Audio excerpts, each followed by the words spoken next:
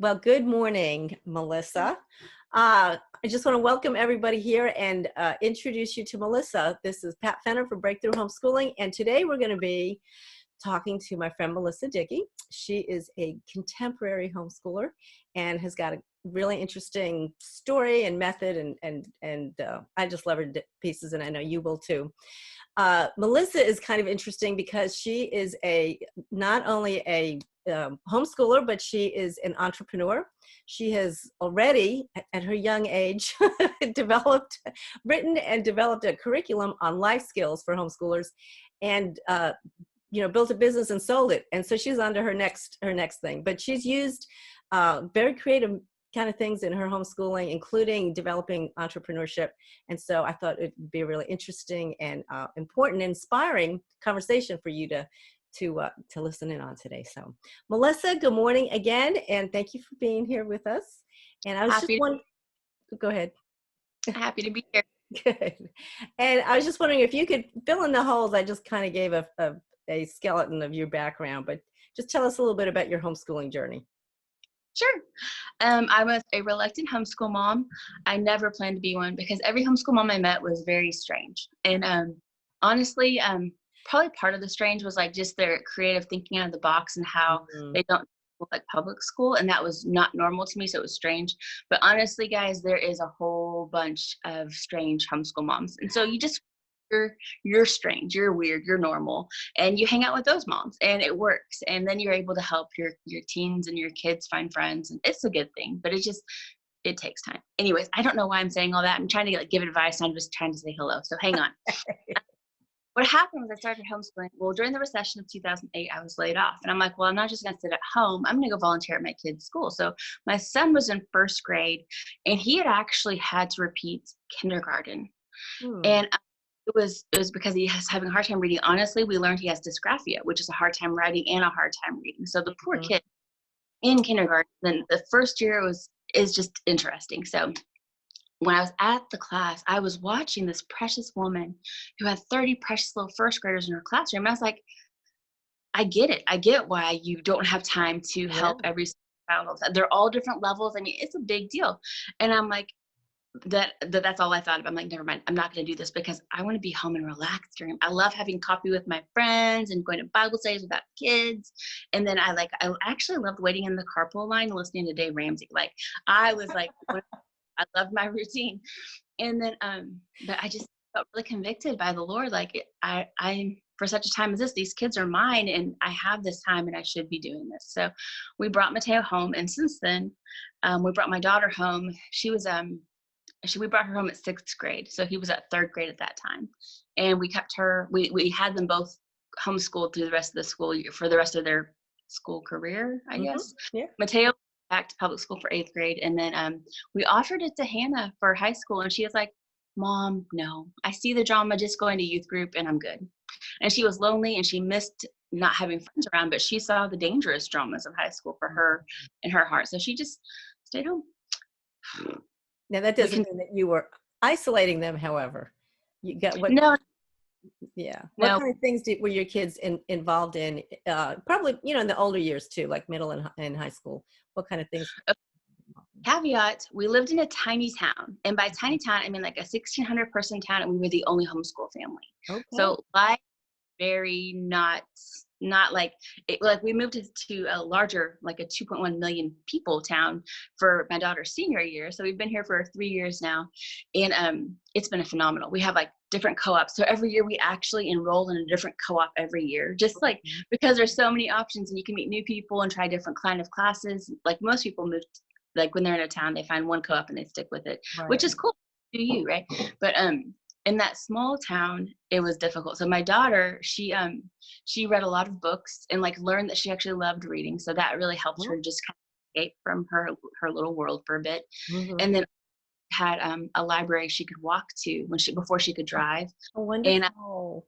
And the librarian was Lupe, and she was awesome. And she let Hannah help her with things anytime. And then also on Mondays, Hannah would like do the story time for the kids, and it's on her agenda to do. And then a Wednesday night was youth group time, so that was always like something she looked forward to.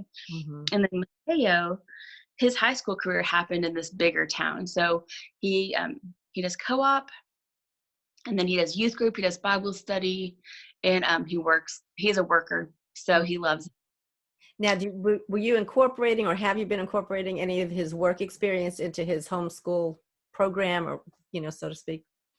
Does he get credit for anything? Is it like a work study thing, or is it just he goes to school and he works, which is fine too, but.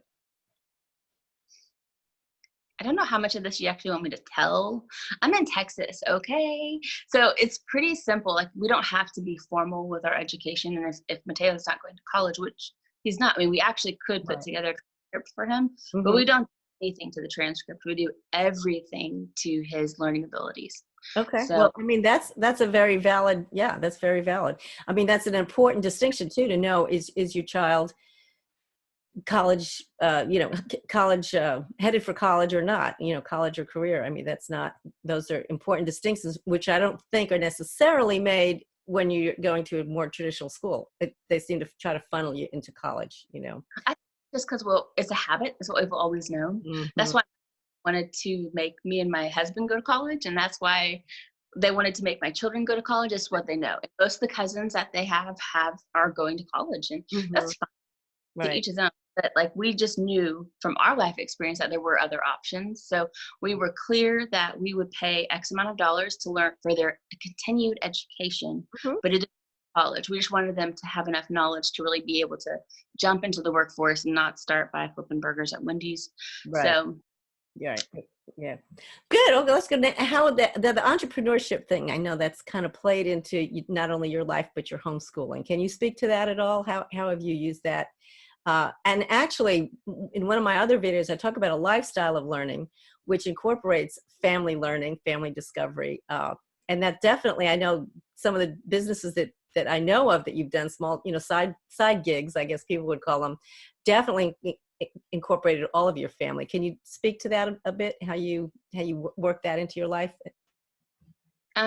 Well, the first one I did was I had a family senior photography company in Dallas, and I loved it. But I loved it more than empowering these precious seniors was my daughter. She came along with me to every single pre-shoot consultation and helped the seniors pick out their cute outfits.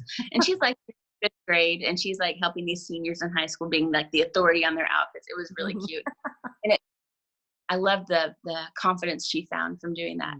And she really did a good job too, so that worked. And then once we moved to our small town, how we stayed busy was we decided to own a Christmas light installation company. It was a small town and very few people. It wasn't even our town; it was the town next to our town. It was a little bit bigger, like 10 or 20,000 people. And no Christmas lights. And we had heard from my brother-in-law about putting Christmas lights up, and we're like, why not try it? And we loved it. And so we all had our jobs inside this Christmas light business. Like, you put up Christmas lights for other people. Is that what you did? We actually owned the lights, and we had every year they could hire us back to put the lights back up, but we owned them. We put them up, we took them down, we packaged them and took them home with us, because we tried doing like other people's Christmas lights, and it was miserable because like nobody cares about their lights, especially if someone else is putting them up, they're like, get them down. So that's how we did it. And it was, everybody had their jobs. Like, my job was to sell. Hannah's job was customer service. Mateo and Luke were fantastic. They worked in tandem as they put the house up together most of the time. Like, me and Hannah would join, but it was a fun family time for us, for sure. And we owned that the whole time we were in the little town that we lived in. Then you moved out and moved on. And what else have you done as a family? And the other one is, well, honestly, Life on One Pro was really just my side gig to kind of keep sane and stay out of my teens business. Like once I taught Hannah the curriculum, she was 15 at that time, and she's like, Mom, you need to teach other kids this information. We aren't learning information anywhere else. I'm like, that's cool. That's a great idea. So she had her school that she was doing, and in that season, she was learning like picture editing and Shakespeare. She was trying to conquer math, and she got her financial stuff down and all the things. Anyways, and so while she was busy doing those things, and Mateo was actually at public school in 8th grade that year, so like I had time to really kind of lay the foundation for that curriculum. And it kind of like just doing just trying things makes you less scared of what was to come. And I wasn't afraid of failing because I'm like, what? No one's going to buy it and move on. Right, right. But people did buy it and they did love the curriculum, and it was a lot of fun to see the kids just grow as they went through the lessons. So Well, that was what a concept too, that that business came about because your daughter said, Mom, you got to teach people this stuff. You know, my peers aren't like, learning it. but I just wanted to make sure she had this and Mateo had this information. Right. Yeah. Yeah. Encouragement. And the other thing too is a concept that you just mentioned.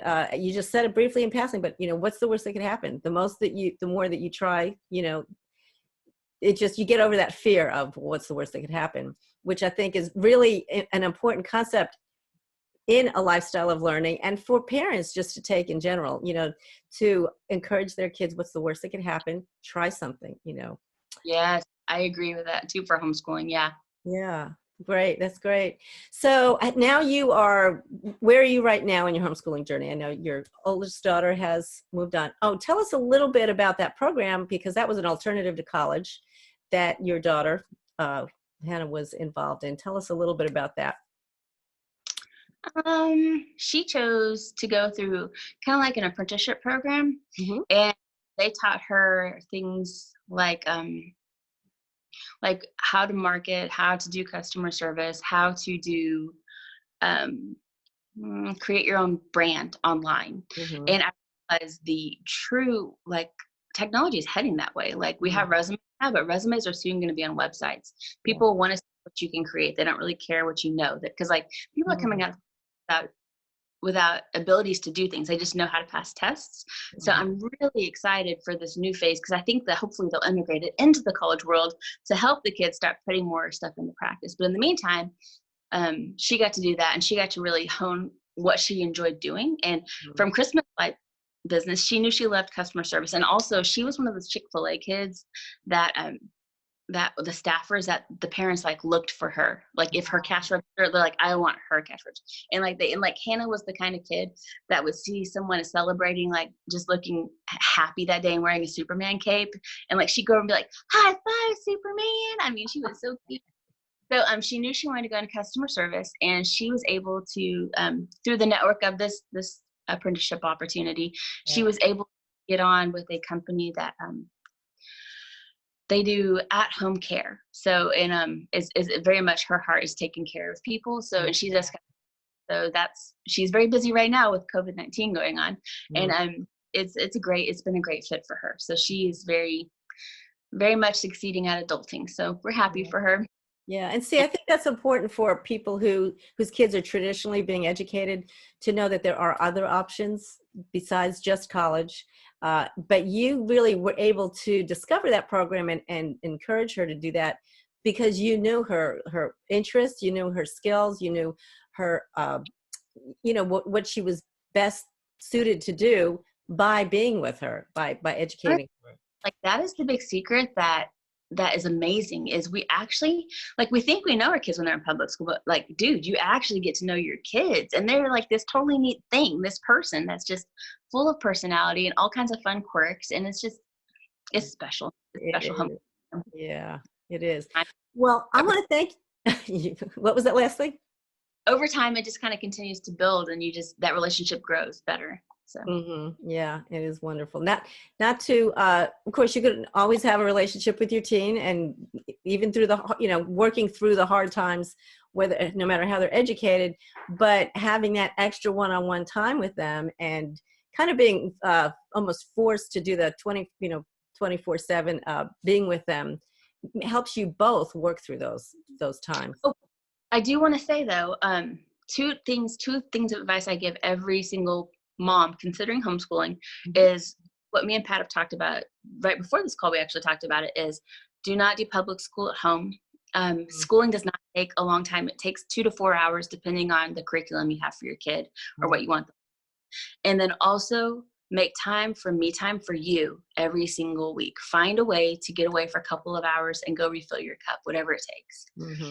That's especially important during this COVID-19 thing, that everybody in the family really needs to have boundaries. Like, you need to have your alone time, because you're finding yourselves in a situation that you're all together all the time, and not used to it. You know, many of you who are watching this video are used to being separate for hours at a time during the day, doing your own thing, managing to make your own me time, however you do it. And it's a little more challenging right now. So whether or not moving forward you decide to homeschool, you know, some of these things that Melissa and I have talked about today, these concepts of, you know, learning to get to know your kids, having options, helping them to incorporate entrepreneurship concepts in your lifestyle of learning are important no matter what, and can help you and your family grow closer to each other, and help you as a parent help your teen have a significant and meaningful future. So that, you know, that's what we want for our kids. Yes, I'm ma'am. going. Okay. Uh, with the COVID-19 parents that are homeschooling right now, honestly, the things you know about your kids that are their strengths, or if your teen has mentioned something that they are interested in learning about, like hook them up. Now is the season to find some kind of online course that would be like master's classes. They have so many different kinds of courses inside of there, from learning how to be a director of a film to a cooking class.